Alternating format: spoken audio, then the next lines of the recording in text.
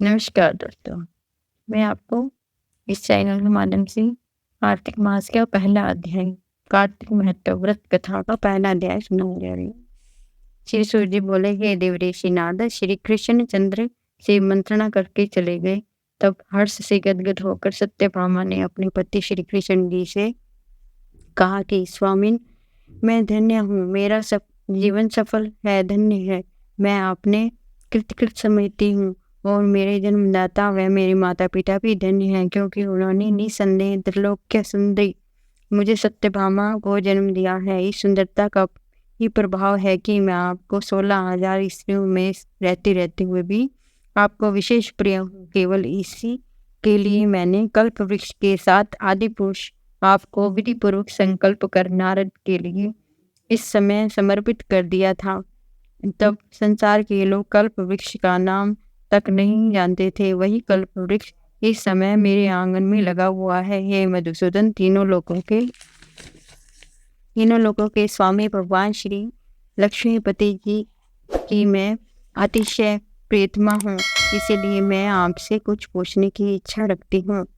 यदि आप चाहते हैं तो मेरे प्रश्न का उत्तर विस्तार पूर्वक मुझे कहिए, जिसे सुनकर मैं अपना कल्याण करूं, जिससे कल्प पर्यंत भी मेरा एवं आपका वियोग कदापि ना हो। श्री सूर्य जी ने कहा कि इस प्रकार अपनी प्रियतमा सत्यभामा की बातें सुनकर श्री कृष्ण मन मन मुस्कुराने लगे। सत्यभामा का हाथ अपने हाथ में लेकर हास परिहास के साथ कल्प वृक्ष के नीचे पहुंचे और उस स्थान से सब सेवकों को हटा दिया। सत्यभामा की ओर देखकर हंसे, साथ ही पूछा कि सत्यभामा भगवान के इस अनुराग को देखकर संतुष्ट और पुलकित हो गई और कृष्णचंद्र जी से सत्यभामा को देखकर गदगद हो गए। और भगवान ने कहा कि हे देवी, वास्तव में इन 16,000 स्त्रियों में रहते हुए तुम मुझे प्राण से तुल्य प्यारी हो। तुम्हारे लिए कल्प वृक्ष वाली जिद रखने के लिए देवताओं के साथ इंद्र से भी लड़ गया था। हे प्यारी, तो तुम पूछना चाहती हो कि वह बड़ी अद्भुत बात है। तुम्हें मैं जो किसी को ना देने वाली बहुमूल्य वस्तु भी दे देता हूँ, ना करने वाला काम भी कर देता हूँ, छिपाने वाली बात भी कह देता हूँ, और फिर मुझसे पूछने की आवश्यकता ही क्यों थी? तुम्हारे मन में जो प्रश्न पूछा होगा वह पूछो और मैं कहूँगा। सत्यभामा ने कहा कि हे नाथ, मैं पूर्व जन्म में कौन सा दान, व्रत अथवा तपस्या की थी, जिसके प्रभाव से मैं संसार में पैदा होकर भी संसार की बाधाओं से मुक्त हूँ और आपकी अर्धांगिनी हूँ। सर्वदा गरुड़ पर सवारी करती हूँ। आपके साथ इंद्रादि देवताओं के यहाँ आपने जाने पर आपके साथ मैं भी रहती हूँ। यही पूछती हूँ कि मैंने ऐसा कौन सा शुभ कर्म किया है? पूर्व जन्म में मैं कौन थी, मेरा कैसा स्वभाव था और मैं किसकी पुत्री थी? श्री कृष्णचंद्र जी ने कहा कि हे प्रिय, तुम सावधान होकर सुनो। मैं तुम्हारा पूर्व जन्म की कथा कहता हूँ। इस जन्म में तुमने जिस पवित्र व्रत को किया था सो बताता हूँ, जबकि सतयुग का अंत हो रहा है।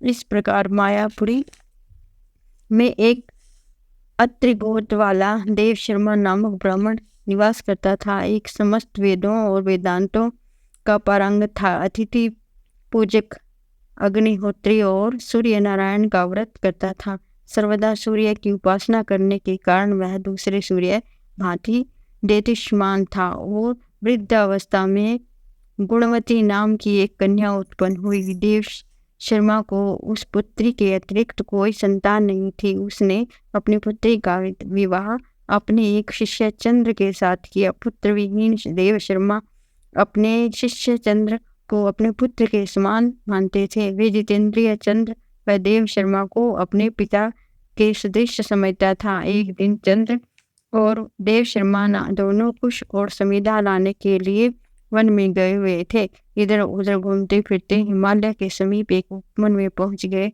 तब उन्होंने एक विकराल राक्षस को अपनी ओर आते हुए देखा। उसे देखकर दोनों भय से व्याकुल हो गए। शरीर के अंग शिथिल हो गए और वे भागने में असमर्थ हो गए। यम स्वरूप उस राक्षस ने उन दोनों को मार डाला।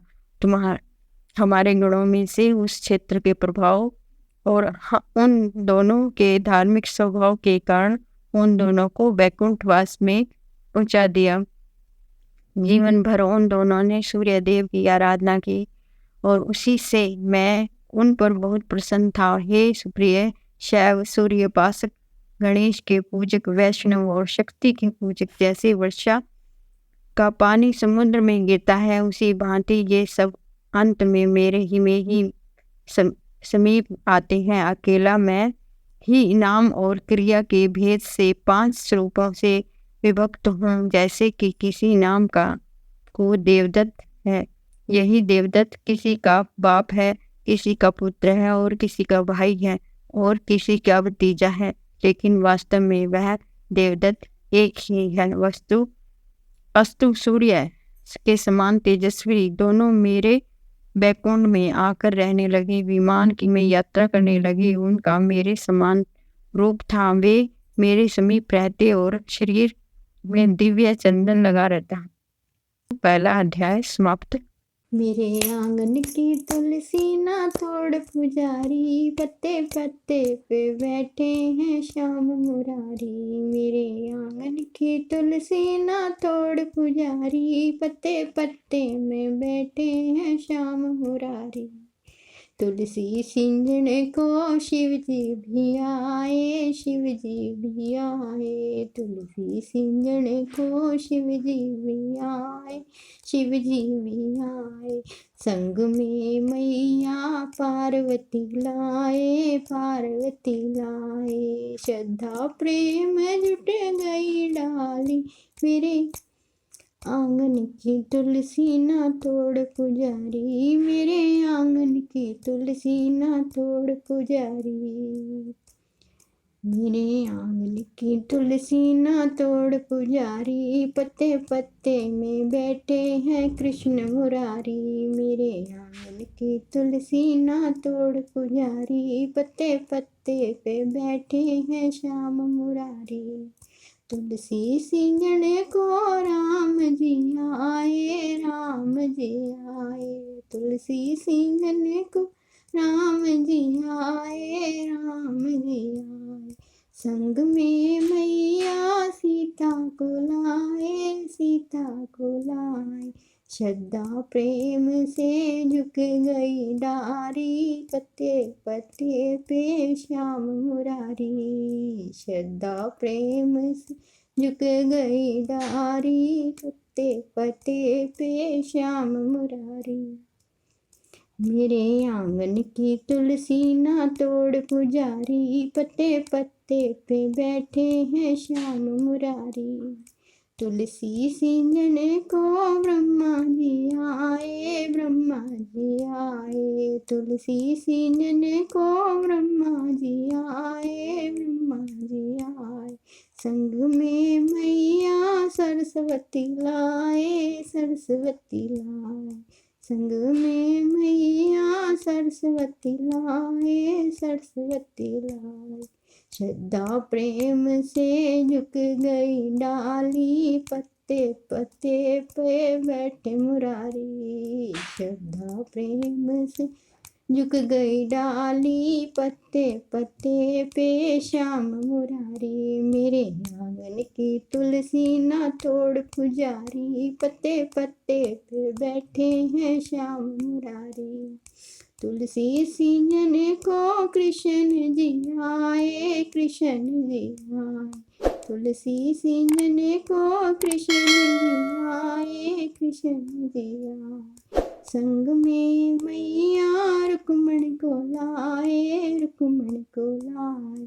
श्रद्धा प्रेम से झुक गई डाली, पत्ते पत्ते पे श्याम मुरारी। श्रद्धा प्रेम से झुक गई डाली, पत्ते पत्ते पे श्याम मुरारी। मेरे आंगन की तुलसी ना तोड़ पुजारी, पत्ते पत्ते पे बैठे हैं श्याम मुरारी।